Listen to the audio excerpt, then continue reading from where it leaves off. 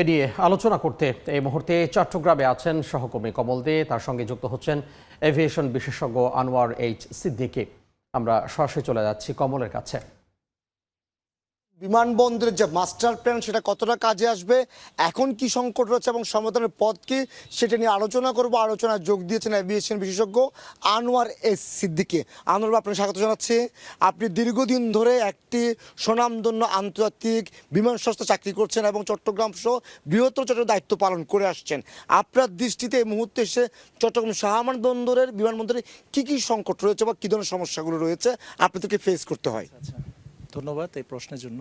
আসলে একটা দেশের অর্থনীতি কিন্তু একটা এয়ারপোর্ট নিয়ে অনেকাংশে নির্ভরশীল। আপনি যদি দেশের বাইরে দেখেন, বড় বড় সিটিগুলো কিন্তু গড়ে উঠেছে ওই দেশের এয়ারপোর্টকে কেন্দ্র করে।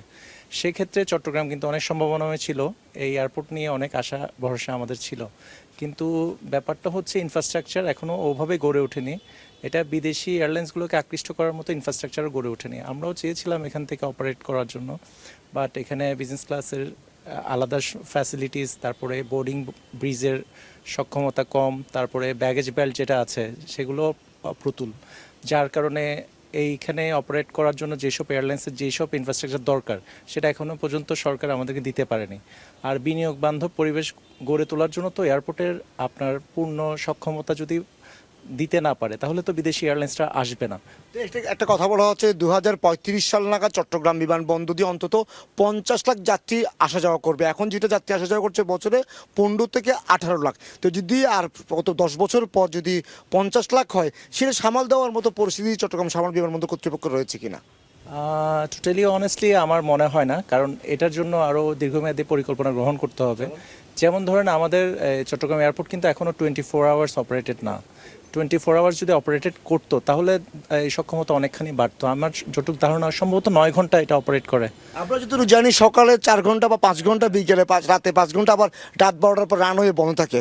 এক্ষেত্রে আপনারা একটা আন্তর্জাতিক বিমান সংস্থা যদি চাকরি করছেন, আপনারা কোনো ডিমান্ড দিচ্ছেন কি না যে এয়ারপোর্ট যেন 24 ঘন্টা খোলা থাকে? বা শুধু আমরা না, আমার মনে হয় সবগুলো বিদেশি বিমান সংস্থা ডিমান্ড আছে যাতে এটা 24 ঘন্টা অপারেট করে, তাহলে স্লট বিষয়ক যেসব জটিলতা আছে তাহলে এগুলো অনেকাংশে পূরণ হবে। তারপরে আপনার বোর্ডিং করার জন্য যেসব আপনার কিউ দরকার সেই কিউ কিন্তু অপ্রতুল। এখানে বড় এয়ারলাইনগুলো যদি আসে, মাল্টিপল এয়ারলাইন যদি সেম টাইমে অপারেট করে তাহলে এতগুলো ব্যাগেজ বেল্টেরও দরকার যেগুলো নাই।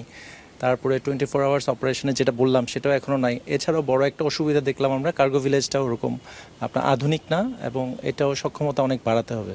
তো সব মিলে যদি সরকার ওই ধরনের কার্যকরী পদক্ষেপ নেয়, অবশ্যই এই এয়ারপোর্টটাকে আপনার যেই পরিকল্পনার কথা বলছেন ততটুকু যাত্রী পরিবহন করা সম্ভব এখান থেকে। এটা একটা কথা বলা হচ্ছে বিমান সংস্থা, আপনারা যারা আছেন বিমান সংস্থাগুলোর বিরুদ্ধে একটা কথা বলা হয়, আপনারা আপনাদের স্লটগুলো নিচ্ছেন আপনাদের সুবিধা অনুযায়ী।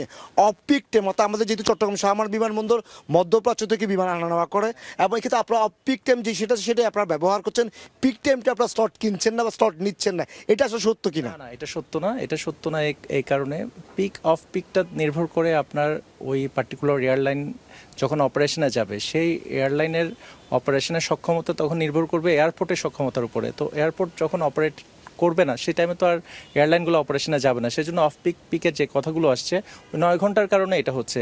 এয়ারপোর্ট যদি আমাদের 24 ঘন্টায় যদি অপারেশনে থাকতো তাহলে পিক অফ পিকের ওই ইস্যুসটা থাকতো না।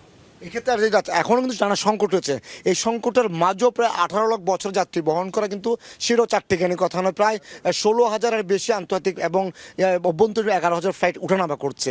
এই বিশাল একটা চাপ তারা সামালও দিচ্ছে। এই চাপ সামাল দিয়ে আবার এগিয়ে যাওয়ার জন্য কী কী করা প্রয়োজন? ওই যে বললাম, আপনার প্রথমে অপারেটিং স্লটটা বাড়াতে হবে, মানে এটা কার্যকরীভাবে 24 ঘন্টাতে উপনীত করলে, যেহেতু এটা একটা পোর্ট সিটি, বিনিয়োগ বান্ধব পরিবেশ ক্রিয়েট করতে হলে তো আপনার বিদেশি এয়ারলাইনগুলোকে আনতে হবে। আপনার এয়ারলাইনের সক্ষমতা বাড়লে, এয়ারপোর্ট যদি গতিবিধি বাড়ে তাহলে অবশ্যই বিদেশি বিনিয়োগ আসবে, শহরটাও উন্নত হয়ে যাবে।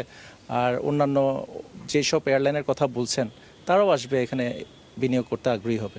এখন মধ্যে বাজেট এয়ারলাইন্সগুলো চট্টগ্রামে আসছে, এতে বাজেট এয়ারলাইন্সের পাশাপাশি যেটা ব্র্যান্ডিং আপনাদের মতো যারা আছে, ব্র্যান্ড যেগুলো আছে এয়ারলাইন্স আছে, তাদেরকে আনতে গেলে কি করা উচিত? না, ওই যে বললাম তাদেরকে আনতে হলে আপনার বোর্ডিং ব্রিজটা বাড়াতে হবে, রানওয়ের স্বল্পতা যেটা আছে ঠিক করতে হবে, কার্গো ভিলেজের সক্ষমতা বাড়াতে হবে, তদুপরি সব ধরনের ফ্যাসিলিটিস অনেক আধুনিকায়ন করতে হবে। এগুলো যদি করে তাহলে অবশ্যই অন্যান্য এয়ারলাইন্স আসবে, শুধু লো কোস্ট না, লিগেসি ক্যারিয়াররাও এখান থেকে অপারেট করবে। এক্ষেত্রে যে চট্টগ্রাম সামরিক বিমান যে একটা মাস্টার প্ল্যান প্রণয়ন করছে 2070 সালকে টার্গেট করে, সেটা যদি এগিয়ে নিতে হয় তাহলে কি ধরনের সিদ্ধান্তগুলো দ্রুত আসতে হবে বলে মনে করেন? সেই সিদ্ধান্ত তো অবশ্যই এগিয়ে নেওয়ার যে পরিকল্পনা আছে, আমি বিশ্বাস করি সরকার যখন এটার পরিকল্পনা করছে তখন নিশ্চয়ই এইসব সব কিছু মাথায় রেখে করছে। তাহলে আপনার যদি অন্যান্য এয়ারলাইনকে এখানে অপারেট করার জন্য আনতে হয়, তাহলে আপনার ওই যে বললাম টাইমিংটা ঠিক করতে হবে, জনবল বাড়াতে হবে, আপনার যেসব জিনিসপত্র আছে সেগুলো আধুনিকায়ন করতে হবে, বোর্ডিং ব্রিজগুলো আরও বাড়াতে হবে, রানওয়ে বাড়াতে হবে, সর্বোপরি আপনার কার্গো ভিলেজটা উন্নতি করতে হবে। এটাই। ধন্যবাদ আনোয়ার এস সিদ্দিকী। আমরা কথা বলছিলাম চট্টগ্রাম এভিয়েশন বিশেষজ্ঞ, যিনি একটি প্রতিষ্ঠিত আন্তর্জাতিক বিমান সংস্থায় চাকরি করছেন। দীর্ঘদিন ধরে চট্টগ্রাম শাহ আমানত বিমানবন্দর, সিলেট বিমানবন্দর, বিভিন্ন বিমানবন্দর তারা কার্যক্রম চালিয়ে যাচ্ছেন। আলোচনা করছিলাম চট্টগ্রাম শাহ আমানত বিমানবন্দরকে যে 2070 সালের মধ্যে 1 কোটি যাত্রী বহনের সক্ষমতা অর্জন এবং সে মাস্টার প্ল্যান, সেখানে সংকট যেমন রয়েছে সমাধানের পথও রয়েছে। এক্ষেত্রে যদি আমলাতান্ত্রিক জটিলতাগুলো দূর হয়, সিদ্ধান্তগুলো যদি দ্রুত নিতে পারে, তাহলে চট্টগ্রাম শাহ আমানত বিমানবন্দর কিন্তু ঢাকা শাহজালাল আন্তর্জাতিক বিমানবন্দর একটি পরিপূরক হয়ে উঠতে পারার একটা সম্ভাবনা রয়েছে। সেই সম্ভাবনা কাজে লাগাতে গেলে যথাযথ সিদ্ধান্তের প্রয়োজন, মাস্টার প্ল্যানটি দ্রুত বাস্তবায়নের প্রয়োজন।